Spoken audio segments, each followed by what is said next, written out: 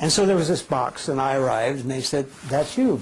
And I went in that box and sat in that box and acquired a staff and got bigger and bigger. And then we started the Schizophrenia Bulletin, I think, in 1971, something like that.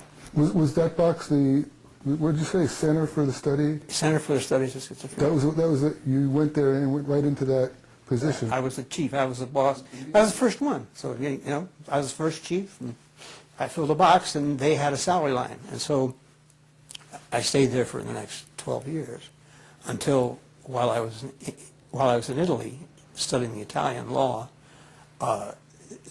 my subordinate, or the guy who was my assistant chief, took my job. While you were out of the country? While I was over in Italy.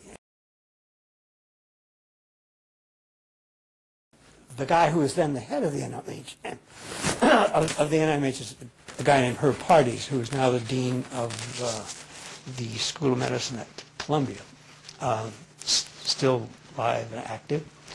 And he reassured me when I made a visit back from Italy that my job would be there when I came back. And I got on the plane, and I was, about the time I got to Italy, the phone call arrived saying that I was no longer the chief of the Center for Studies of Schizophrenia. So this goes back to one of the earliest versions of what we call the disinviting phenomena, which we now have some more evidence. But, Bob, you just joined the club of the disinvited, huh? Right. I mean, Loren maybe needs to give his story a little bit fuller. Sure. He was disinvited for a reason, I think. And there was a history there. The Soteria Project. I assume these guys can edit this and make it more coherent. Right. Okay. Yeah, no, I don't know the whole story, but among the invitations that had come my way was one from a National Association of Medical Students, first to be a speaker at their national meeting. And I don't know all the behind the scenes, but as that meeting got closer, I got disinvited. And I'm not sure the level of the drug company funding, but I'm sure that was an element of it. Wasn't somebody upset about the fact that they had to disinvite you? Well, yeah, the guy who invited me, who was I think the president of this organization, was very upset. And so then I got disinvited twice. Then he had me on the roster for a local, like a Midwestern chapter, and for whatever reason, as he said behind the scenes, I was disinvited a second time. Now, I'm not sure you want to say this, but you don't have to. You can. But did you get a sense that he was threatened? You know, I mean, yes, the point was that he had learned that it wasn't a smart thing for him to be doing. For his career? Yeah, basically, that's correct.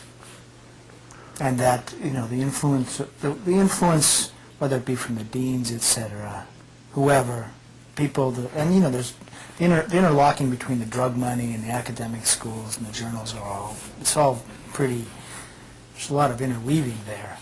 And the message was, don't start out your career by inviting someone who's going to tell you how awful the pharmaceutical industry is and how you can't trust any of their research. Now, I just don't know the whole story. You don't know the details, okay. Yeah, right. And hopefully I will, because as the latest email from him says, I'm still trying to get you invited to something. Mm-hmm. It should be interesting. So, Loren, you were sort of disinvited back then out of the club.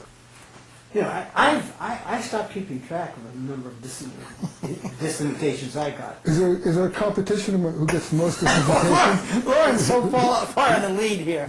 No, I really just don't pay attention. You know, I've been, you know, guys would call me up, invite me to come and do grand rounds, which are these things that all the departments of psychiatry have, the academic departments, and most hospitals have them. And so they invite you, they come, and they give you a stipend and pay your travel and all this stuff. And I used to get them, and I'd say yes, and what am I going to talk about, blah, blah, blah, I'd give a title. And then I'd hear back about 2 weeks later, well, you know, we decided that you really aren't the person we wanted to present at the grand rounds. And some guy actually said, one guy was going to the Carrier Clinic in New Jersey.